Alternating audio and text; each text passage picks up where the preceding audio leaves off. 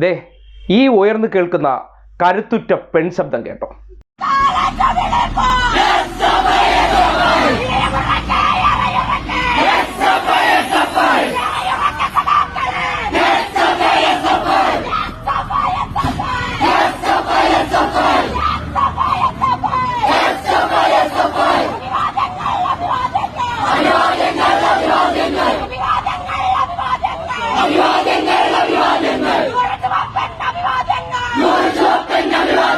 ആ ശബ്ദം നിങ്ങൾ ഓർക്കുന്നുണ്ടോ?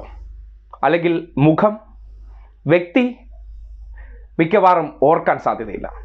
പേര് അപർണ ഗൗരി, സ്ഥലം മേപ്പാടി പോളിടെക്നിക്.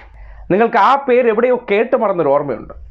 ആ ഓർമ്മയെ ഇവിടെ കാണുകയുള്ളൂ. ഇന്ന് നിങ്ങൾ ഏതെങ്കിലും ഒരു മാധ്യമങ്ങൾ കണ്ടാൽ ഈ മേപ്പാടി പോളിടെക്നിക് എന്ന പേര് ചിലപ്പോൾ കേൾക്കാനിടയില്ല. പക്ഷേ കുറച്ചു കാലം, അതായത് കൃത്യമായ 1 വർഷം പുറകിലേക്ക് പോയാൽ മേപ്പാടി പോളിടെക്നിക്കിൽ ഒരു ദൃശ്യം നമ്മൾ വല്ലാതെ ചർച്ച ചെയ്തതല്ല, ചർച്ച നിർബന്ധപൂർവം ചെയ്യപ്പെട്ടു. ദേ ഈ കാണുന്നതാണ് ദൃശ്യം. ഒരു പെൺകുട്ടിയെ വളഞ്ഞിട്ട് മർദ്ദിക്കുന്ന ദൃശ്യം. അത് ചെയ്തത് കേരളത്തിലെ KSU, MSF, ട്രാബ്യോക്ക് എന്ന സംഘടനാ പ്രവർത്തകർ ചേർന്ന് ഒരു ക്യാമ്പസിനകത്ത് കടന്നു വന്ന ഒരു പെൺകുട്ടിയോട് കാട്ടിയ അതിക്രമമാണ്. പക്ഷെ അന്നും ഇത് ചർച്ചയായിരുന്നില്ല. 2 ദിവസങ്ങൾക്ക് ശേഷം ഈ വിഷയവുമായി ബന്ധപ്പെട്ട് ഇതിന് ഈ SFI പിള്ളേർ ഒരു സമ്മാനം കൊടുത്തു. അന്ന് മുതലാണ് കേരളത്തിലെ മാപ്രകൾ മേപ്പാടി പോളിടെക്നിക്കിൽ SFI അതിക്രമം എന്ന രീതിയിലുള്ള വാർത്തകൾ പ്രചരിപ്പിച്ചത്. അന്ന് ആ കലാലയത്തിൽ അല്ലെങ്കിൽ പോളിടെക്നിക് ക്യാമ്പസിൽ ട്രാബ്യോക്ക് എന്ന അരാഷ്ട്രീയ സംഘടന, അതായത് ലഹരിക്കടിമയായ ഒരു കൂട്ടം പേർക്ക് KSU, MSFകാർ പിന്തുണ കൊടുത്ത് അവിടെ SFIയെ തോൽപ്പിച്ച് മേപ്പാടി പോളിടെക്നിക്കിൽ വിജയം കൈവരിച്ചിരുന്നു. അവർ ആഘോഷിച്ചു. അവർ SFI എന്ന് പറയുന്ന സംഘടനയെ ഈ സമൂഹത്തിൻ്റെ മുന്നിൽ, ആ സംഘടനയോട് വല്ലാത്ത വെറുപ്പുള്ള മാപ്രകളെ എല്ലാം കൂട്ടിപ്പിടിച്ച് വലിയ അധിക്ഷേപം ഉന്നയിച്ചു. അവിടെ കടന്നു വന്ന ഒരു പെൺകുട്ടിയെ വളഞ്ഞിട്ട് ആക്രമിച്ചിട്ട് പോലും ആ വിഷയത്തിൽ ചർച്ചയുണ്ടായില്ല. ഗുരുതരമായി പരിക്കേറ്റ് ആശുപത്രിയിലായിരുന്ന അപർണ ഗൗരിയുടെ ശബ്ദമാണ് നിങ്ങൾ തുടക്കത്തിൽ കേട്ടത്. ഇന്നിപ്പോൾ പോളിടെക്നിക്കിലെ തെരഞ്ഞെടുപ്പ് കഴിയുമ്പോൾ ഇതേ മേപ്പാടി പോളിടെക്നിക്, അത് അപർണയെ വളഞ്ഞിട്ട് കൈകാര്യം ചെയ്ത പോളിടെക്നിക്, അത് SFI അങ്ങ് തിരിച്ചെടുത്തിട്ടുണ്ട്. വാർത്തയാകേണ്ടതല്ലേ, പക്ഷെ ആയിട്ടില്ല. എന്നിരുന്നാലും നമ്മൾ നാട്ടുകാരെ അറിയിക്കും.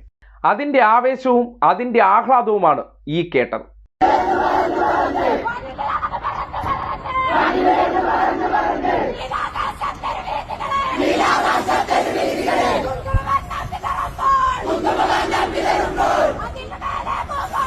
ആ മുദ്രാവാക്യം വിളി അല്ലെങ്കിൽ ആ വിജയാഹ്ലാദം ഉള്ളിൽ നിന്ന് വന്നതാണ്, ഏറെ ആഗ്രഹിച്ചതാണ്.